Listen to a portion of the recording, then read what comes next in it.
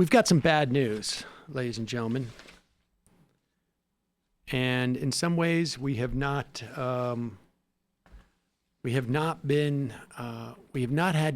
dared to push the stretch of our imagination. Yes. America is clearly not the place that we all want it to be. Or maybe it is, actually. We all remember this moment when Bill Burton, who probably got about $2 to $5 million to basically say this on television and then spend the rest of his time also just like telling Howard Schultz that he was really this was going to kick ass. This happened in January. Can you believe it? 9 months ago. On social media, there's a certain op-ed you wrote in 2016 for the Sacramento Bee that's been making the rounds. Let me put up a piece of it. If Stein or Libertarian candidate Gary Johnson eat into Clinton's support even a little, that could matter in a close election. And in the same way, I would bet that Ralph Nader, or at least many of his supporters, wishes that he didn't help to make George W. Bush our 43rd commander-in-chief. I suppose Stein supporters would not want to be in the position of explaining to their kids how they helped make Trump president. Why should you not eat those words today? A couple of things. Number one, Howard Schultz is not Jill Stein. Jill Stein was in that race because she thought that the two parties were too close together. The two candidates were too close together. Pause it for 1 second. He starts at number one, but really he's starting at number two.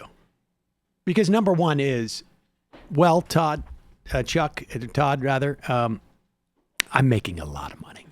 I'm making so much money, Chuck, that like you're going to work this year and next year and probably like multiple years before you get to make what I'm making for what I imagine is going to be maybe 16 months.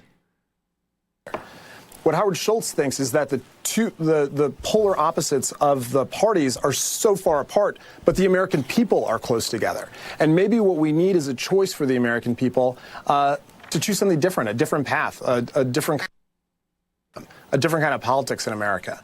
And secondly, I just think that he, first of all, hasn't made the decision to run. But if he did, I think we can agree that it would be a more serious effort than what Jill Stein put together. Well, fair enough, and we still don't know how much help Jill Stein had from outside actors, given where she spent December of 2015. But let me ask you this. You're using this book tour to launch an exploratory bid, as well as any book tour launch for a presidential bid, as I've seen in a while. So it's clear you want this to be the front. Why?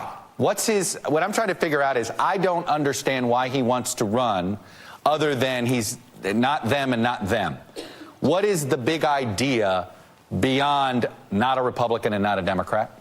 Well, the book tour, he wrote the book whether he was going to think about this or not, because he has a story to tell and he wanted to get it out there. You know, he's a guy who grew up in the projects and was self-made. He worked his way through college. He went on to build a great company that did the right thing by the folks who worked for it. And now he wants to continue to serve. In terms of what his big idea is, it's that politics is broken. And maybe we need a solution to it that risks the imagination of a new kind of possibility. You know, I forgot that he was off camera because there's no doubt in my mind he is reading it. Like, go back, just go back like 20 seconds. You know that he's reading it because he can't even like, you can't, he's just like literally going like, that risks the possibility of a new, and he's doing that, and that's probably why they've got this B-roll over him. Go ahead. On to build a great company that did the right thing by the folks who worked for it, and now he wants to continue to serve. In terms of what his big idea is, it's that politics is broken. You can hear papers rustling. Well, I don't know if those could Chucks. They could be Chucks. But I also forgot this part about like where he says like he started a new company, he wants to continue to serve.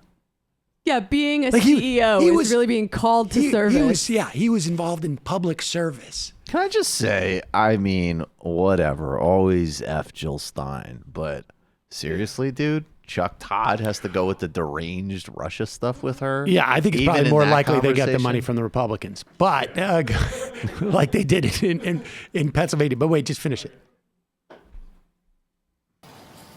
Politics is broken, and maybe we need a solution to it that risks the imagination of a new kind of possibility. He asked for B-roll because he was laughing while he did it. He's Right. like, guys, Howard insists that I read this. Yes. And what I'm asking you as a friend is if the camera not be on me Friend. while I read. It's like, look, I don't want there to be evidence. how much? I'll give you 10 grand right now. It's 10 grand's falling out of his pocket. He hands him 10 grand. He'll put a little B-roll over this. Throw me 10. I'll throw you 10 grand. You could have a couple of shots. So Howard Howard Schultz. has a Starbucks board meeting. Howard Schultz is dropping out of the race because apparently after his extended, he's maybe has some illness that's going on, which maybe it's possible. Too much money. Too much money. He's got affluenza. He has deep affluenza. He has deep affluenza, and That's one armchair diagnosis I'm comfortable even with making. this Washington Post, his letter announcing his decision not to run was tinged with an irony. Schultz maintained that the window for a moderate, reasoned third-party candidate was wide open, but he could not figure out how to grab and hold voters' attention in an electoral cycle dominated by angry partisan voices. In other words, there's a huge market for what I'm doing out there, but somehow my millions of dollars and access to 60 Minutes and every cable news station and every newspaper in the country, I couldn't find those people. I had unlimited press coverage for a campaign that had absolutely zero public interest, and I was able to hire two of the top pundit political consultants in the country. But somehow There was no outlet I could not get on. and it was weird because there's a market that's just hungry for this. I was in the Times. I was on the cover of news of magazines, and I couldn't get a single. And he supposedly sent this to all his supporters. And honestly, do you think that they spent anything on posting? I mean, they didn't even need to get one of those email programs that emails everybody because there was so few they could just do it out of Gmail. Tom Steyer's like the Marty Funkhauser candidate. It's like, you don't get it. You got to get a whole bunch of emails for a fake cause. Right. And then you run for president, you moron. Risked too much imagination. Supposedly he's going to do something that is good for, there was some, I can't even remember what it was. Like he's going to go, he's going to promote democracy or something. Okay, good. Go. Give You know away your what? money. Honestly, pour your money into Senate races, okay? And into state house races. There's 2 or 3 states you could make a big difference if you really He cared could give, about something. I should have mentioned this before.